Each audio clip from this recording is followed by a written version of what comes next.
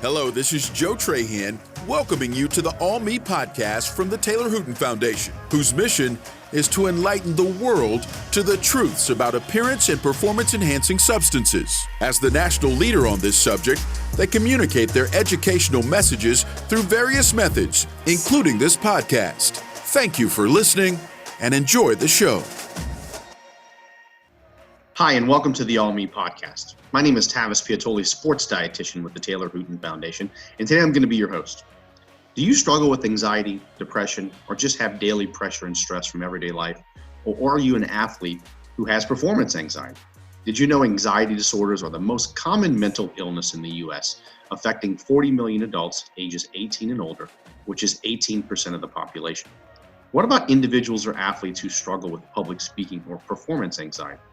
What about young athletes who face pressure from their parents or coach to perform better at their sport or just to improve their appearance? Are there ways we can overcome these challenges and fears? In this podcast, I speak with sports psychologist Dr. Sam Maniar to discuss the strategies he uses in his practice to help athletes, executives, and everyday people overcome their problems they're facing in their lives. Whether you're struggling with stress related to the unknown, loss of work, or you're an athlete who has performance anxiety, Dr. Sam has some incredible tips for you. Dr. Maniar has extensive experience helping athletes, executives, and organizations achieve peak performance. He has worked with teams, executives, and high-potential athletes from virtually all sports and industries. He's a licensed psychologist in the state of Ohio. Dr. Maniar is currently the sports psychologist for the University of Akron, as well as a consultant for the Chicago Cubs and Cleveland Browns. He is the former director of sports psychology for the Alliance of American Football and former sports psychologist for Ohio State University Athletics and Washington State University Athletics. Dr. Maniar, welcome to the All Me podcast. How are you doing today? I'm doing great. Thanks for having me. Thanks so much for being here. Really honored and to learn more about the world of sports psychology. Incredible background, and I'm excited to kind of dig in. This is a topic I've never discussed. My background as a sports dietitian, I've always asked questions about nutrition and supplements and things like that. So I'm excited, and if you're ready to go, let's get started. Let's do it. All right. So the first question I have for you, I want to learn, I think our listeners would love to know a little bit more about your career path and really what interested you in the field of sports psychology. So, yeah, sure. So I was a competitive athlete. I mostly was a runner, but I wrestled, I played soccer. And I picked up a book when I was in high school in the late 80s, early 90s called The Total Runner by Jerry Lynch. And it was all about the mind-body connection. And at that time, in the United States in particular, there wasn't a real big emphasis on sports psychology and the mental aspect of performance. Weight training was just getting popular, and you were starting to see strength coaches emerge and athletic trainers and things like that, but not so much sports psychology. And it was just really fascinated. And once I read that, just wanted to just read as much as I could. And as fate would have it, or, you know, whatever force was at play, I actually got referred to a sports psychologist. I was having some issues at about the half-mile point of cross country where my legs were just turning to jello, and they couldn't find a physical cause. And then I realized, wow, this isn't just a book. You could actually do this as a career. And it turned out it actually was a physical issue. It wasn't a mental issue. But regardless, I became really fascinated. And at that moment, I said, this is what I want to do. But I just wasn't sure how to become that person. And so, you know, the next several years of my education were just about how to get to that point. But once I kind of realized that there was this untapped resource and a huge opportunity to connect kind of some of my passions of helping people and listening to people with sport, it just seemed like a no-brainer for me. Yeah, it's always interesting to hear people's career path on why they chose that career. And there's always a story behind it. I have a story about mine. We won't get into that today, but it's just fun to kind of listen to that story. Now, let's talk about the role of the sports psychologist, especially in athletes. Can you kind of describe what a sports psychologist that works with athletes or just in the athletic department, what do they do?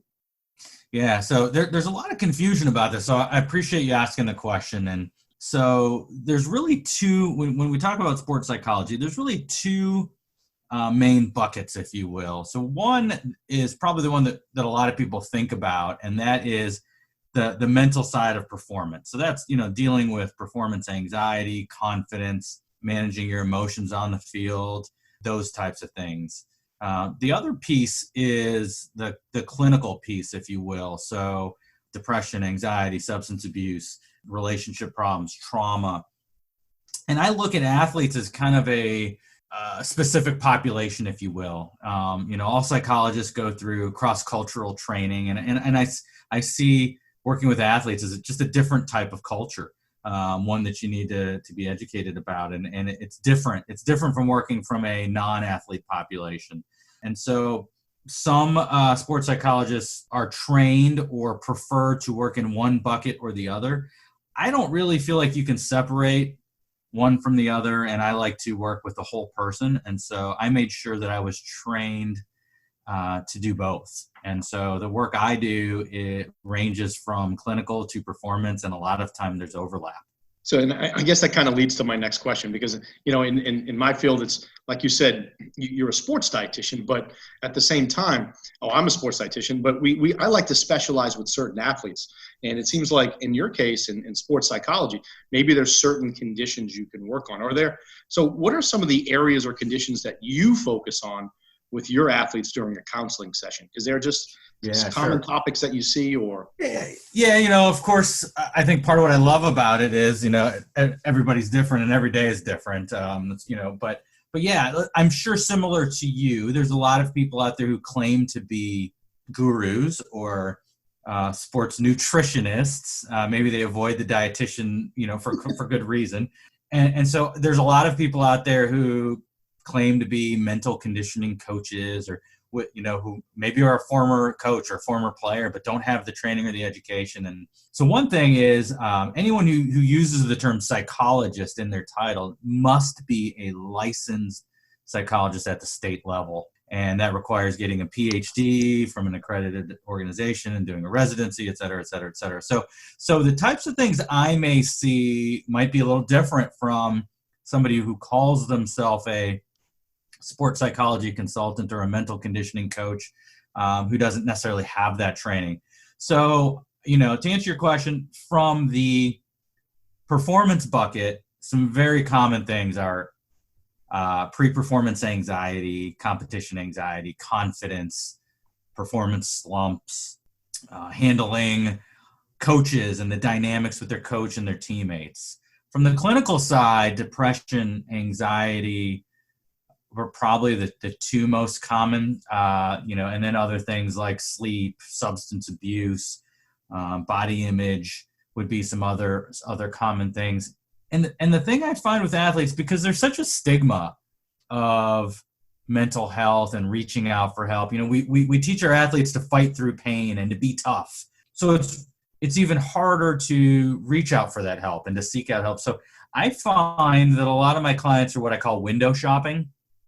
They may come in for something very, very safe, like I want to work on imagery for my performance. And then as you build that relationship, and whether this is a conscious or an unconscious thing, I don't know, but as you build that relationship and they realize they can trust you, and they sometimes will drop a bomb and say, there's something else I wanted to talk to you about, and boom.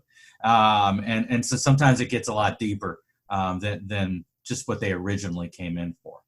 Are those the type of athletes you see on a regular basis with those specific conditions that you mentioned, the performance slumps, the performance anxiety, depression? Are those kind of the most common reasons an athlete would come to you?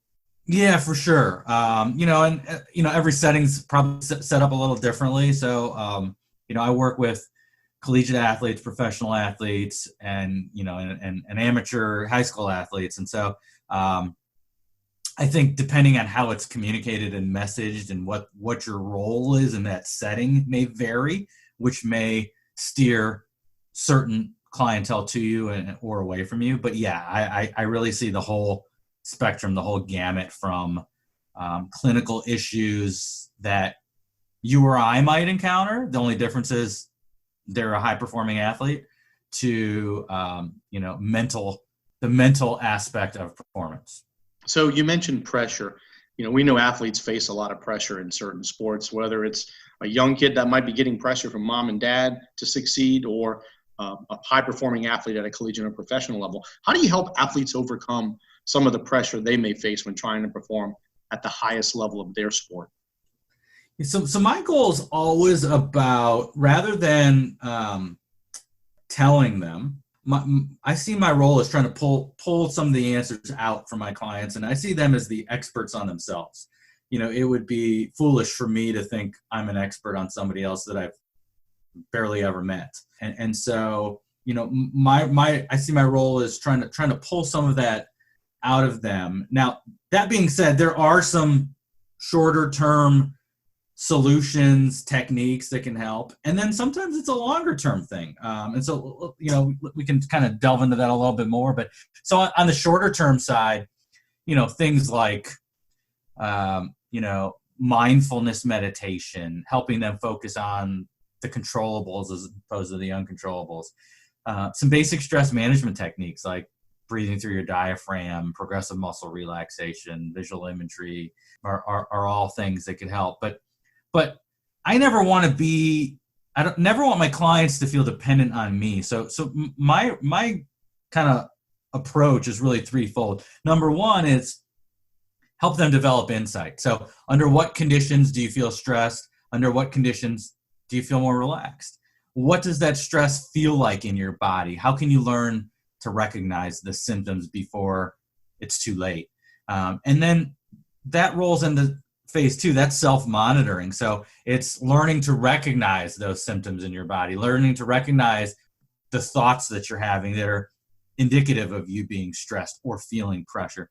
And then and only then, it's the techniques. So now that I know what are the conditions that lead to relaxation versus pressure, now that I know how to monitor myself physically, cognitively, emotionally, now, all right, what are some of those techniques that can move me from feeling pressure to relaxed? And then sometimes we're talking long term. So maybe it's something that's more deeper rooted that is causing the pressure. Maybe it's conditional love that you got from your parent, or something that a coach used to do or say to you, and that's kind of been ingrained in your head, and you kind of have to work through that and relearn that and so forth. So sometimes it's not as simple as here's a skill, let me teach it to you, go practice it, and sometimes it's it's more therapy to get to that. Yeah, so it seems like trying to find those triggers, what's triggering this stress and anxiety, and maybe helping those individuals find out some of the things that they can do to help solve that problem. Is that correct? Yeah, I at least to manage it. The solving might require a little bit, longer work, but it's really more about how to better manage it, because at the end of the day, you're not going to probably take the pressure completely away. Yeah, our organization was founded because of pressure on a young man to get bigger and stronger. So, and I know coaches can sometimes put pressure on athletes regarding their body weight. That's kind of the reason Taylor Hooten Foundation was formed, because Taylor took his own life after his coach asked him to get as big as strong as possible. So he turned to steroids. So what kind of advice would you give to coaches that are listening when discussing an athlete's appearance or body weight? Well, yeah, sure. I think that's an important question. I guess the first piece of advice I would give is just flat out not to discuss an athlete's appearance or weight, and to focus more on the techniques or the behaviors that you're trying to improve and why. I think a lot of the times where we fall short, especially talking to the younger population, is we don't take the time to explain the why and connect the dots for them. And not to stereotype an entire generation, but this generation wants to know why, and they're taught to question.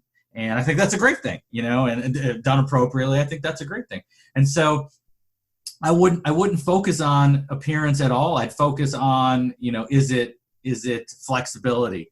Is it their vertical leap, and why? Why is it important to improve your vertical leap? And what are ways that you can do that, and focus on improvement, and focus on strength and health and and things like that, as opposed to focusing on adding mass or losing weight. Because at the end of the day, that's not really what it's about. It's not about the losing weight or adding mass. It's about being able to keep your pad level low and have better leverage against the lineman. It's about, being able to jump further in the long jump. It's about, improving the performance. And it's not about the weight or the muscle mass or the body fat. And that's sometimes what we get hung up on.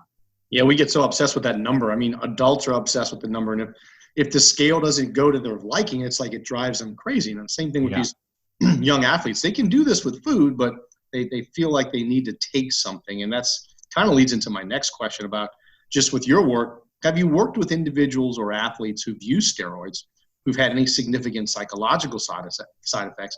And if so, how do you address this with an athlete? Yeah, for sure. I wouldn't say that, I'm an expert in this area. Have I worked with numerous people? Yes, absolutely. And so to me, it's similar to an addiction. And so the treatment, the approach is very similar to somebody who might have an alcohol addiction or a marijuana addiction or a painkiller addiction. And, they're addicted or hyper-focused on a number or, gaining mass. And then when they get there, then the bar changes, or if it's losing weight and then they lose the 5 pounds and then it's, okay, well, I did that. What would happen if I lost 5 more pounds? And so it's a lot of obsessive thinking. It's a lot of rumination. It's a lot of addictive thinking in many ways. And so, some of it's education. Some of it is working on their self-talk. Some of it is trying to refute their beliefs, which a lot of times are irrational, or helping them refute those beliefs. And sometimes it's trying to get to the core of, where's all this coming from?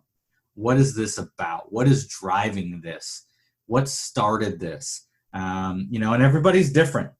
And so before I peel the layers of the onions and really expose somebody, because that can feel so scary, I do try to start very superficial and safe. And, so we usually start with education, and maybe we'll read a book together, or maybe connect them with other resources, et cetera, and so forth. But that's kind of my process. It's real similar to working with body image or addiction issues. And then in terms of the psychological things that I see, confidence, isolation, just, the confidence, so hyper-focused on what others think. And as you said, the number, and though they might be this huge buff person or this very svelte person, inside they just are lacking so much confidence and just so insecure with themselves. Yeah, and it's we see about 65% of steroid users, they want to do it because of appearance. They're not worried about 80% don't even play sports.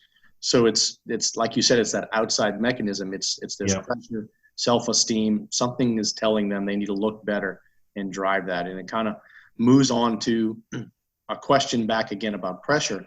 There's so many parents today that seem to put a lot of pressure on their kids to be successful in their sport. How does this impact a young athlete mentally when their mom or dad is driving them to succeed? And, what do you advise to those parents who are pushing too much? If possible, the first thing I would ask the parent is, where's this coming from? What is this about? And I don't know that a lot of people, who are doing this are able to necessarily, be introspective and think about that. But if they are able to reflect and think, is this because, you want to give them every opportunity that you didn't get, or maybe you didn't have the opportunity to excel at a certain level, so you want them to, and some ways are you living through your child, or you want to teach them the importance of tenacity and resilience and so forth. And because if that's what it's about, then winning is really not what is important, right? So I similar to the conversation we just had about the coaches, helping that parent understand, where's this coming from, and what do you really want for your child? Is it to get a Division I scholarship? Okay, why? What's that about? And to kind of channel your inner 2-year-old and just keep asking why until you get to the root of it. But that being said, what I see is, if taken too far, one, it's going to damage that relationship with the child and the parent, and ultimately the child will be resentful. And could you explain it away by focusing on, but they turned out to be a great athlete? It makes me think. I just watched the Lance Armstrong 30 for 30, and his stepfather was a pretty abusive guy. And to this day, he said, but that's what makes Lance. And if it wasn't for me, he wouldn't have that drive. And, that's really, and then, I'm not saying that one led to the other, but, if you look how Lance turned out, I don't know. I don't know if it was all worth it. But so, if nothing else, you're going to have, and does he resent his stepfather? Absolutely. You're going to probably have a poor teammate at some point. You're going to have somebody who likely will drop out from their sport. If nothing else, they're going to experience performance anxiety. I see a lack of accountability from athletes who are driven very hard by their parents to perform, because if they feel like, or if somebody feels like it was their fault, they're going to get hammered. And I don't necessarily mean physically. Fortunately, a lot of times it's verbally, and they don't want that. Who wants that? So you see a lot of times these types of athletes pointing the fingers at somebody else. It wasn't my fault. It was my teammate's fault. So my suggestion then is, can you help your child focus on growth? Can you help them focus on development? Can you help them focus on learning? Can you tap into the intrinsic reason for why they participate in that sport? Where does the love come from? I'm sure they didn't start that sport because they loved beating people. They loved something else about that sport. So can you help them get back in touch with that? And then the last thing I would say is play multiple sports. The youth specialization is just causing so much more pressure and burnout and injuries that we didn't see when I played sports. And if your goal is to be a Division I athlete, the research is staggering that the majority of those Division I college athletes played multiple sports, even through high school. So, it's just a lot healthier. And I think it's great to play another sport that maybe you're not that good at. Just to do it for the fun and to learn, and to maybe be one of those other kids and learn some empathy, what it must be like for your teammates, and maybe that sport where you do excel. So those would be some of my suggestions. Have you seen any situations, or maybe even from colleagues, where that pressure from parents could lead to like a life-threatening situation, like a suicide? I remember growing up, I had friends that were pushed by their fathers just to be great at sports. And it just, like, at some point they got tired. They didn't do anything to take their life. But I'm just curious, have you heard any situations where that could be possible?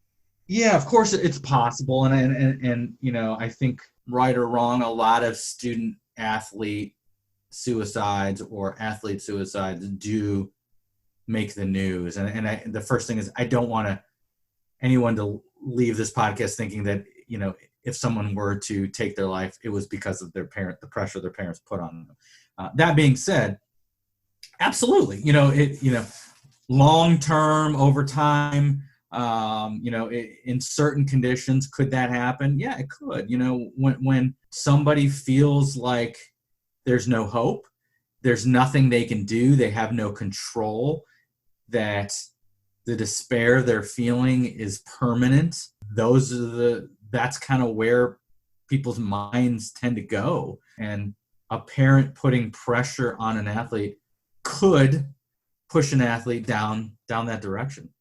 Yeah, it's unfortunate. Hopefully that never happens, and kids can kind of see over that. Now, I've spoken with a lot of athletes who they just struggle with anxiety before a game, like you mentioned. They have that performance anxiety.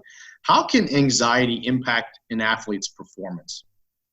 I'll try to keep it really basic in terms of the brain, but when we learn a skill, it's very analytical. It's very sequential. So the best example I can give you might be tying your shoes. So if you can remember when you first learned to tie your shoes, or if you have kids, or if you've been around kids and you've taught kids how to tie their shoes, it's very step by step. Or maybe thinking about the first time you drove a car or taught someone to drive a car, or even a sports skill, how to hit a golf ball, using your driver, or how to catch a pop fly, or whatever it might be. But it's very sequential. So if I think about tying my shoes, I'm going to grab one lace with one hand, another lace with the other. I'm going to cross them. Next step is I'm going to tuck one under the other. The next step is I'm going to pull them tight.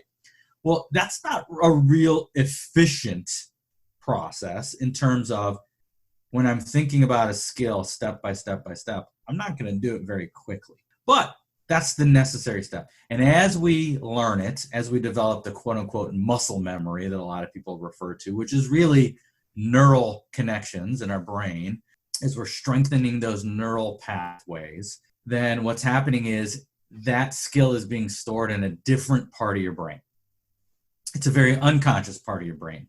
The best example I can give is driving on a road that you've driven hundreds of times before, and your mind kind of checks out. Are you alert? Yeah. If a deer were to jump out in front of you, if the car in front of you were to slam on the brakes, you would be able to react in time. Most of the time, you kind of snap out of that trance-like state before you miss your exit. Not always, but sometimes you do. Maybe a couple songs have gone by on the radio, and you kind of checked out and you don't remember them. That's kind of the place we are when we're performing skills that are learned, our habit. And when we feel pressure to me is really trying to control outcomes in its simplest form. And outcomes really aren't in our control. And so when you're trying to control something you can't control, you start to feel quote unquote pressure. And what happens is you're taking something in that unconscious part of your brain, and now you're trying to think about it sequentially and analytically. So now you're using that part of your brain you used when you first learned the skill that is not very efficient. So imagine now trying to tie your shoes by thinking about tying your shoes. Imagine trying to walk down the street by thinking about all the steps needed to walk. Imagine trying to drive a golf ball and think about all the things your golf instructor taught you. And all of those things are present in your head. More often than not, the performance is not going to be very fluid. It's not going to be very effective. It's not going to be very efficient. That's what happens under pressure. So really what it's about is how to let go, how to think less, how to do less, and how to let that part of your brain that already knows how to do this, that unconscious part of your brain, take back over. That's really what we're talking about. Yeah, and you can see like in some sports that seem to be more mental than physical, like golf or bowling or archery or something, where it's like if you see that athlete get frustrated, it's all of a sudden their game starts declining quickly. It's so interesting to see. Whereas in a performance-based sport like football, it's probably hard to see how the impact of someone's anger or frustration leads to, let's say, an inaccurate pass or fatigue, or whereas those mental conditioning sports like the golf, it's like you can pretty much see if Tiger Woods got really mad or his back starts hurting. Wow, that's going to really impact his ability to perform. For sure. And I'd argue the same thing is happening in that team-based sport, but like you said, it's just harder to see. Now, a trained observer, who's breaking down film, a position coach, if you will, is probably going to see that. It's taking plays off, it's drops, it's missed assignments, it's effort, things like that maybe, you or I might not see, but it's certainly happening, and it's happening kind of between the two ears, so to speak. And but yeah, for sure, harder to see, harder to point the blame in an individual sport. It's all on you. So harder to know why an outcome ended up the way it did in a more of a team-based sport. How prevalent is performance anxiety with athletes you work with? Like, do you see athletes that just have a fear of maybe performing in front of a large crowd? Maybe at the younger age, I'll see the large crowd. Certainly, a smaller school going to play, at a larger university. I'll never forget. I was, as I was doing my training, I worked at Washington State University and I worked with their football team. And then I moved from there to Ohio State University. And my first year at Ohio State, Washington State played Ohio State at the Horseshoe. And, the stadium Washington State played in Pullman was like 30,000 and the Horseshoe seats 105,000. And I'll never forget when the players got off the bus, because I knew them, I greeted them and I wanted to, see the coaches and the players.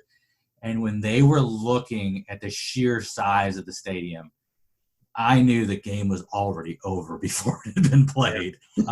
So you see that occasionally, but no, you see it more with youth sport, or you see it for the big game, the state championship or the national championship or the bowl game, or if you're playing in front of a much larger crowd. So but what I see more of is more the performance anxiety just around, am I going to perform well? Am I going to, live up to expectations, whether they're my expectations or somebody else? Am I going to, do what I need to win or succeed or help my team succeed?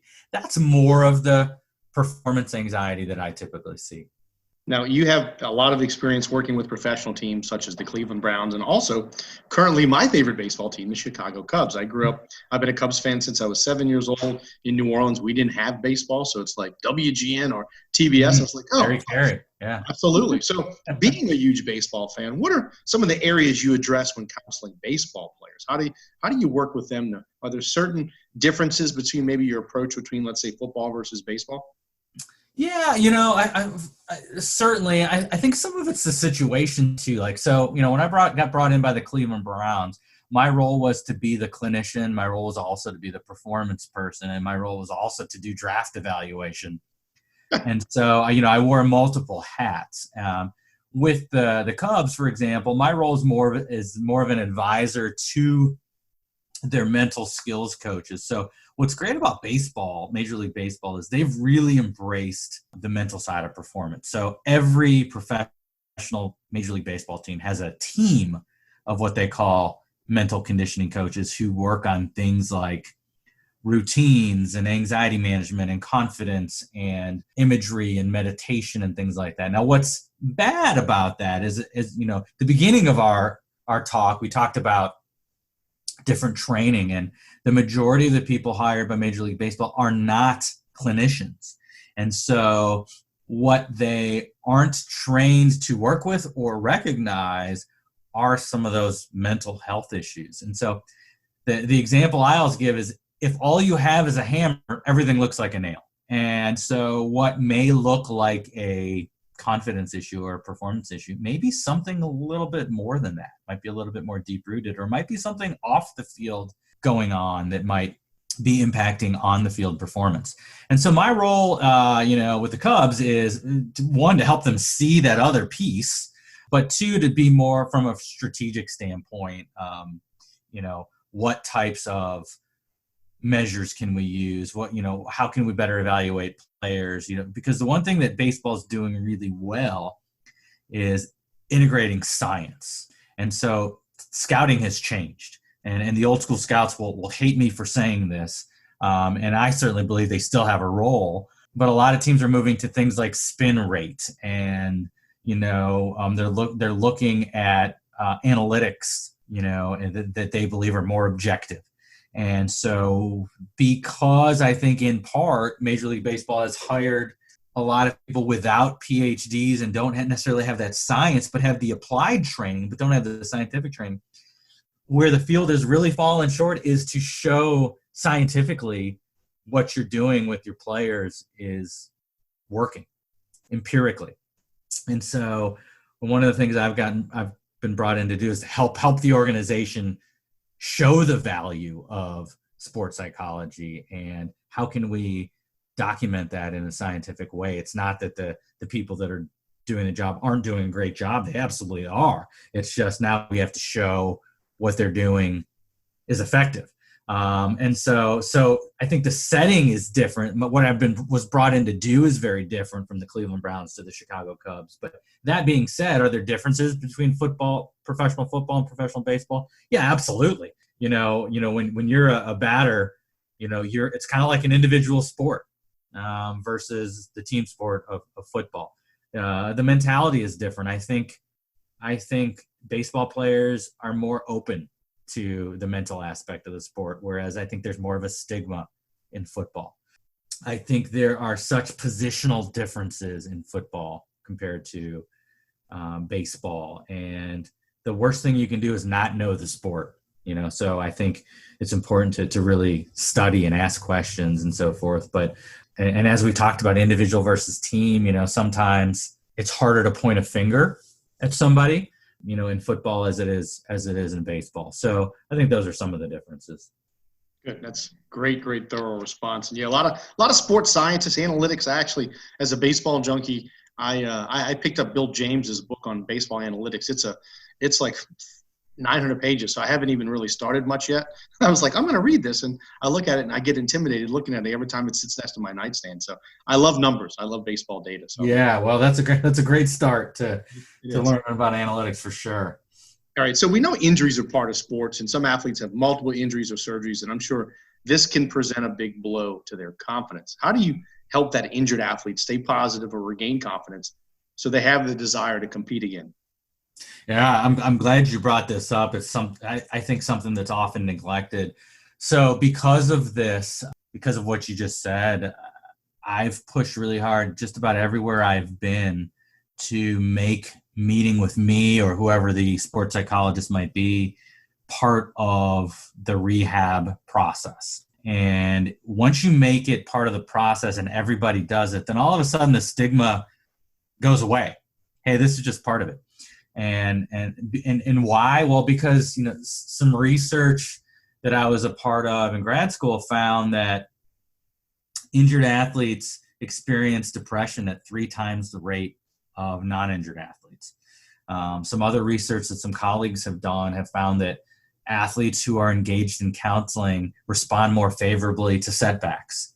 Other research that's been done has been shown that sports psychology techniques like stress management, relaxation techniques, imagery, breathing, goal setting can actually reduce re-injury anxiety, can also sometimes speed up the return to play, the recovery time, and can just lead to better outcomes and less need for pain management. So those are all good things. You can take any one of them and say, yeah, absolutely, right? So for that reason, I think it's really important, but also rarely happens for there to be a touch point with a clinician as part of the rehab process. So what might that look like? Well, whenever it's an injury where an athlete's going to be out several weeks, or maybe there's going to be surgery needed, I think at a minimum they should meet with that psychologist, that clinician,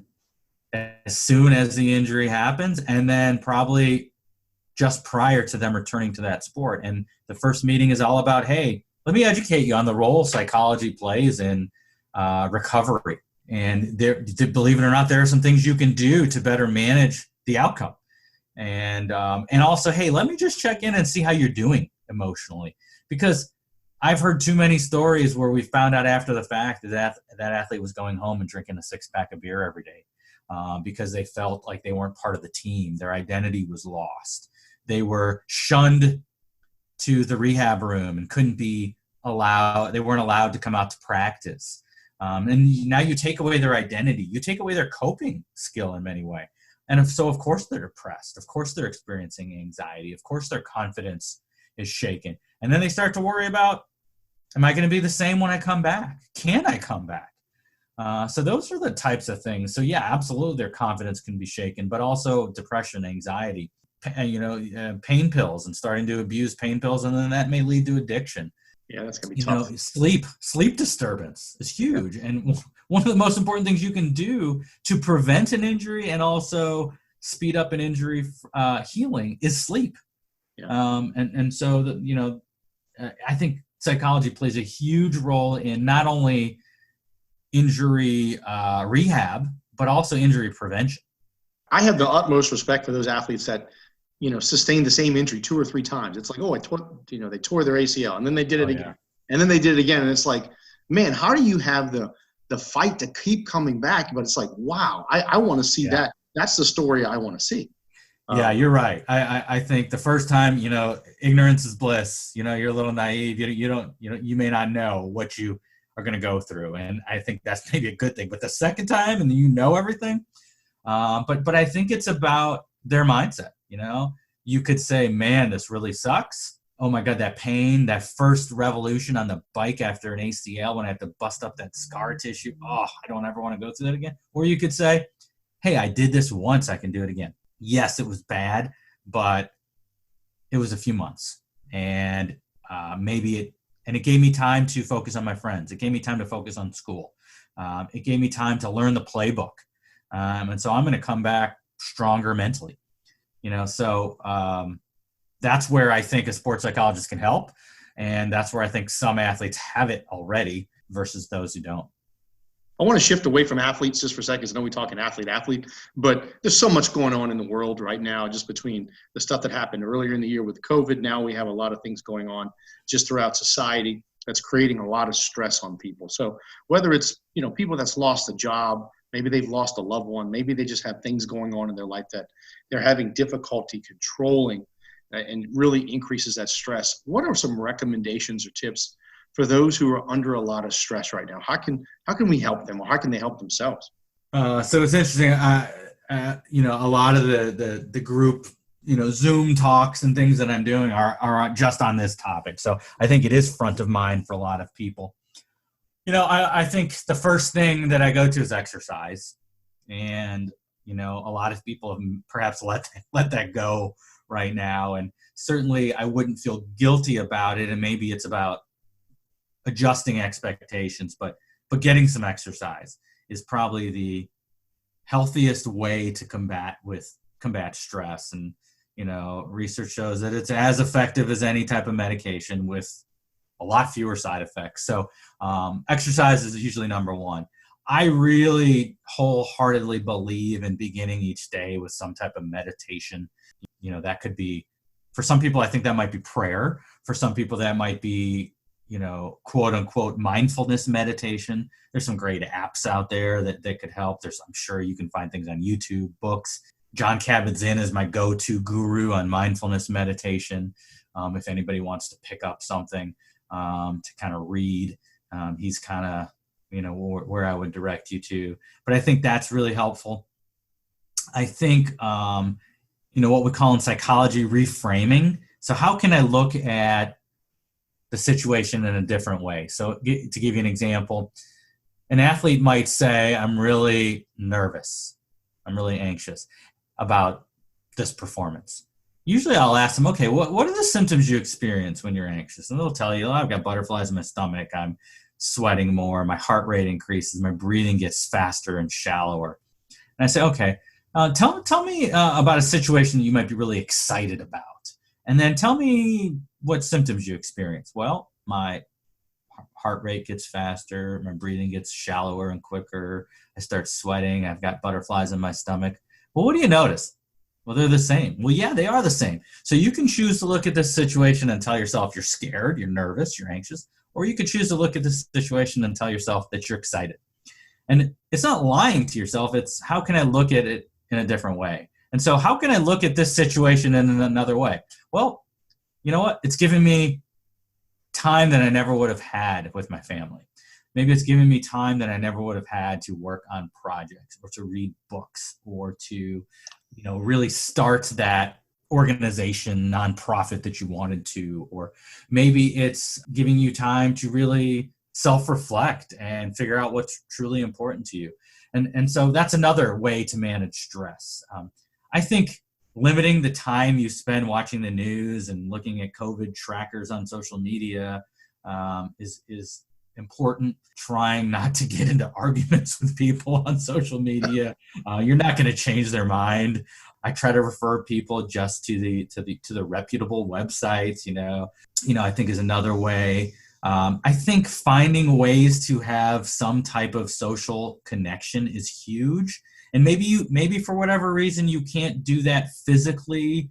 My wife is battling leukemia right now, so we're kind of sheltered in place, and our level of comfort is a lot more restrictive than maybe somebody else's. But finding creative ways to do that. If it needs to be a FaceTime or a Zoom, then so be it. Or if it needs to be 10 feet away on the driveway, then let's do that. And we've gotten really creative. My kids have been able to use FaceTime and play horse on their driveway with a friend on their driveway playing horse. And is it exactly the same? No, but I think it's important to try to find ways, and instead of telling yourself it's not possible.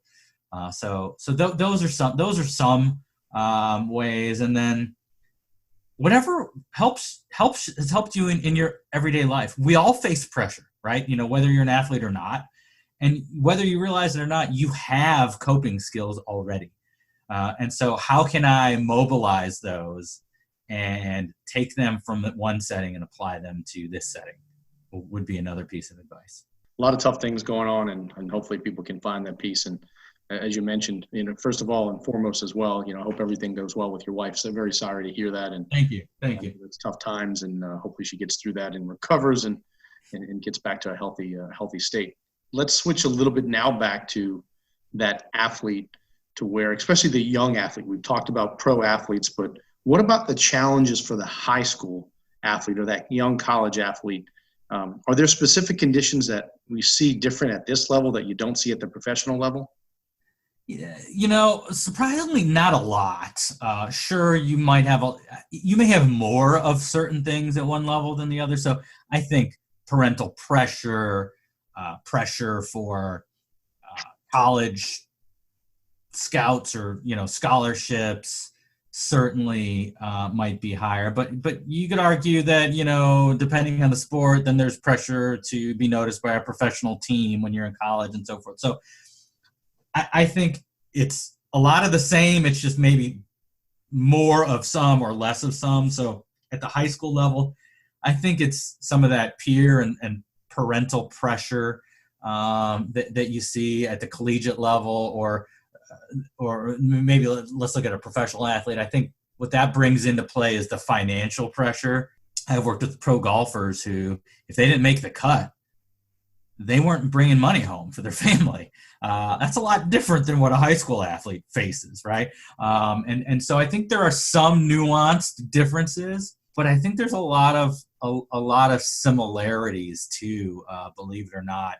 Pro athletes still struggle with their confidence and still struggle with performance anxiety, as do high school athletes. What might be different is maybe the level of experience they have to rely upon at a younger age. You may not have been in that situation before, or you may not have. Professional athlete may be able to recall several examples. So I think that makes it a little bit more challenging, because if you think about confidence, where does confidence come from? I think two main sources of confidence, not that these are all of them, but two main sources are past success and relevant experience. And so if you're a younger athlete who's never had success in this situation before and has never experienced this situation before, wow, is it going to be hard to feel confident? So I think that's probably one of the main ways that I see a difference. It's just the experience level and what can you rely upon to help you. Yeah, confidence can go a long way and could really change the athlete's mood. And if they lose that confidence, it's like, boom, things kind of start to crumble. For sure.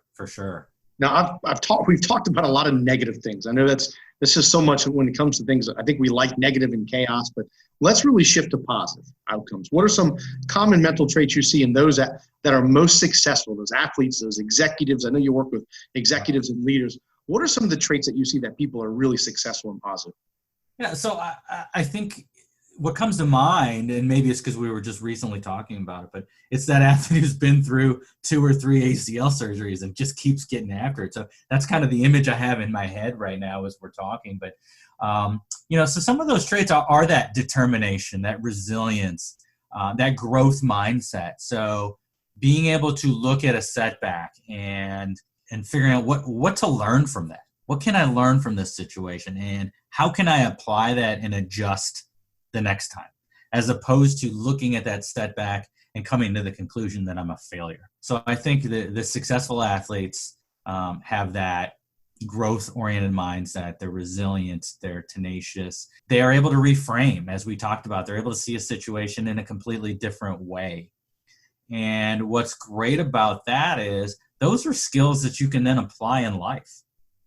Because at some point you're going to have to hang the cleats up, whether it's voluntarily or not. And what I love about sports is it's such a great metaphor and a great learning space that you can apply to life, that you can apply to business, that you can apply to family, raising kids. And so those are some of the positives I think that can come out of that is, learning from setbacks and resilience and setting goals and managing pressure and all of those things that we talked about as negative early on. If you flip it, can be positive. Absolutely. And I know you work with, leaders and executives and coach them and counsel them as well. Are there specific topics you cover with this population as you do some of the same behaviors as you do with athletes, or do they face similar pressures to be successful like an athlete? Probably a little bit of both. So on the similar side, I think performance is performance. And so, being able to, hit a fastball with a 3-2 count, that's pressure. And being able to deliver a boardroom speech if you're trying to convince somebody of something or deliver bad news or whatever it might be, that's pressure too. And the skills that an athlete would use to manage pressure are the same types of skills an executive would face. What I think is a little different, a lot of the executive coaching I do, and not that it isn't important for athletes as well, but a lot of what I focus on with executives is leadership and how to be a more effective leader. And certainly I do work with athletes, maybe they're captains or maybe they want to be a captain and they want to be a more effective leader. But for whatever reason, a lot of the work with athletes tends to be focused on performance, and a lot of the work I do with executives tends to be around leadership. But interestingly, the techniques are very similar. So I find that executives and high-performing business people can really relate to sports, whether it's just as a metaphor or maybe they were an athlete themselves, or maybe they're a passionate sports fan. And so I find that the sports examples are great ways to teach something, and then we rely upon some of those same sports psychology techniques.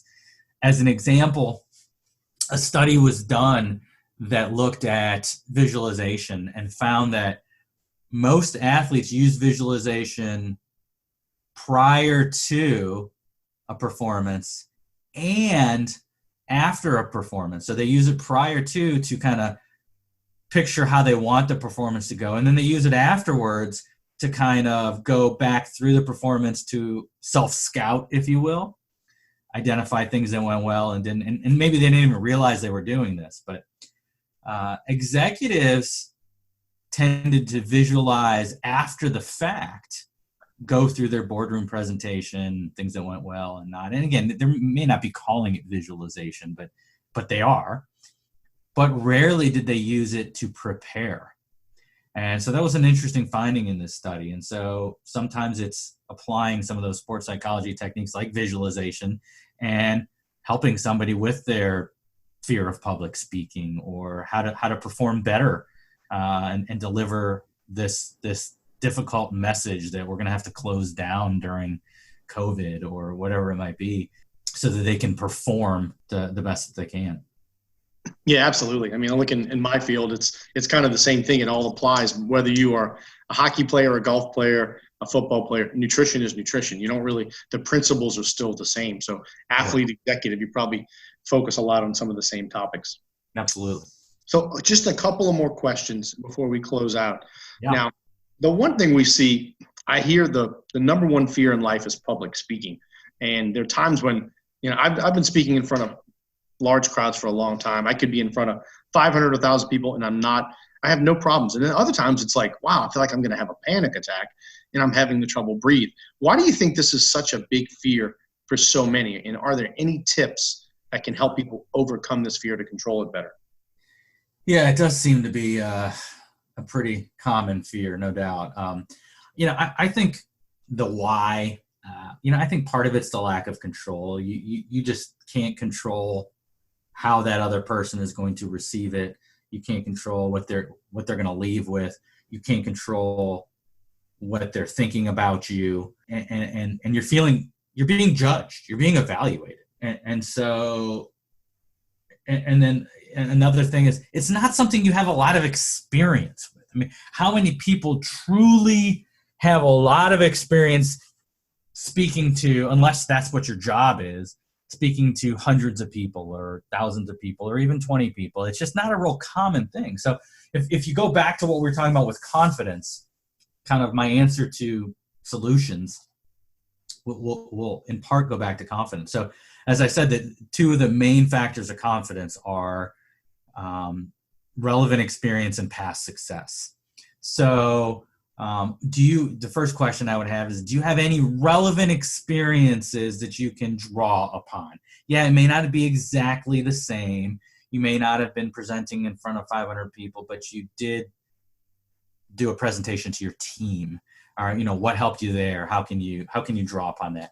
And then is past success. What successes can you draw upon? And if you don't have any, if every speech you've delivered you've bombed, well, then it's using visualization to create past success. So all right, well, we're going to practice this in our mind, and if we do it vividly enough and we use all of our senses, we can build the same neural pathways in our brain as actually delivering this speech. So let's do that, and let's build upon some of the relevant success. It's also, and then you get down to some other things. It's stress management techniques. So it's belly breathing, it's meditation, it's diaphragmatic breathing, it's progressive muscle relaxation, those types of things. It's focusing on the process, not on the outcome. It's focusing on the controllable as opposed to the uncontrollable. You can't control, what somebody thinks. So like, why even spend time that, what can you control? Focus on that. And then it's the preparation piece, is huge when you talk about confidence. So it's past success, relevant success, and it's preparation. So when I talk to athletes, it's preparation in all four phases. It's physical, technical, tactical, and mental. Well, it's the same with delivering a speech. So, all right, what would physical preparation look like? All right, well, as crazy as it sounds, it's hydration.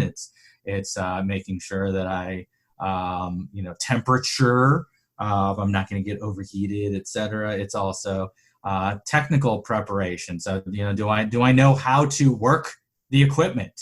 And if not, I'm going to practice working that equipment. It's the tactics. So, how do I adjust to this situation?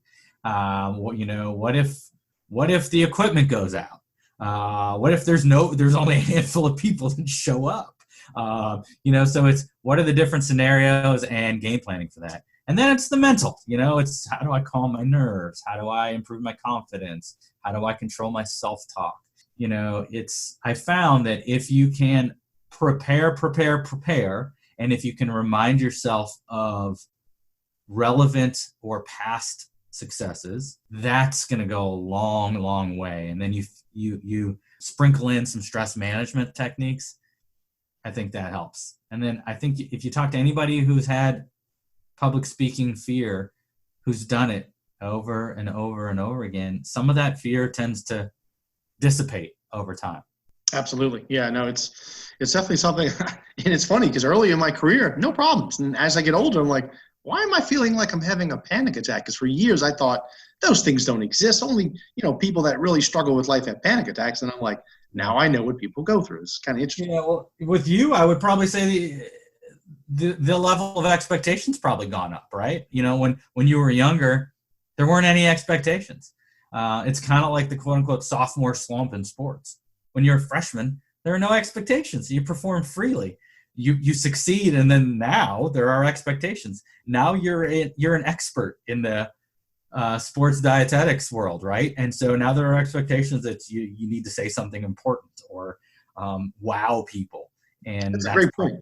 That's probably where some of the anxiety is coming from. Yeah, that's a great point, because you're right. I feel like I have to be impressive, or I have to accomplish something, out of this. If I don't give my best, it's not going to be worthy. So that's a really great assessment of that. If you have to give our listeners just a few tips or habits that have been proven to boost mood and reduce stress, what would those be? So I think exercise, as we talked about earlier, social connection. I'm a big proponent of mindfulness meditation. I think we're just learning about this, at least in the Western cultures, but it's been shown to change brain functions and structures, improve depression, anxiety, improve athletic performance. So big fan of that. The problem is we all like the quick fix, and the research shows you need to do it about 10 minutes a day for 30 days before you're going to see an impact. But that's a big one. Setting goals, preferably process-oriented goals as opposed to outcome-oriented goals, and accomplishing those goals, I think, is another one. Learning to breathe through your diaphragm or your belly. As a society, we don't really breathe properly, so that's another one. If you're somebody who gets tense in your neck and your shoulders and you get knots there, a lot of the times it's because you're a chest shallow breather, and if you can kind of train yourself to breathe more effectively, you can take some of that tension away. So those are a handful of kind of stress boosters, if you will. Excellent. Well, Doc, great information. Before you go, though, I have some curveball questions for you. These are questions that you have no idea what I'm about to ask. It has nothing to do with our topic. It's just fun and some information that our listeners get to learn about you. You ready? Great. I get to practice what I preach and perform under pressure. I'm ready. If you could be the singer of any band, what band would that be? I would probably say earlier in my life, I probably would have said Led Zeppelin, but today I would probably say Dave Matthews Band. I would love to be Dave Matthews. Cool. Very cool. Now, he's played here in New Orleans for Jazz Fest a few times. I'm an alternative rock fan, so I've definitely admired Dave's work, and obviously a big Zeppelin fan, so that's cool. All right. Tell us one thing about yourself that most people probably have no clue. So one thing that a lot of people don't know about me is I ran for a U.S. track team in high school that competed in Scandinavia. And one morning, I woke up late, almost missed the morning run, and didn't have time to put my contacts in. We were staying in a youth hostel, so it's a big ordeal to go down the hallway to a bathroom and et cetera, et cetera. So I figured I'd be okay without my contacts. And halfway through the run, we all needed to go to the bathroom, and didn't speak the language, et cetera, et cetera, et cetera. And we all decided to meet back up at a certain place. And I thought I was back at the place where we said, and I wasn't. And so they estimated I ran about 30 miles that day trying to get back to the youth hostel. And couldn't speak the language, didn't have any money, and couldn't see. And I got to a youth hostel on the other side of Copenhagen, and it was the wrong youth hostel. And so I ended up literally taking a train, a bus, and running. And my team waited for me for about 4 hours because we were going to Stockholm, Sweden that day. And it was really embarrassing as I got that hand clap as I made it back. And then to make matters worse, we got to meet some of our idols a couple days later. And so Carl Lewis was there, and Patty Sue Plummer, and all these track athletes. And they told this story in front of all of them. So that was pretty embarrassing, and probably something a lot of people don't know about. Definitely had to be stressful. Man, wow. Yes, it was one of the scariest moments of my life, no doubt. Last question. So if you can have dinner with any celebrity or someone who is considered famous, who would that person be and why? I'd probably say the Dalai Lama. I don't know if it's really him tweeting or not. You never know these days. But man, if you wanted a great follow on Twitter, follow the Dalai Lama. Just some amazing, insightful ways to look at the world and happiness. And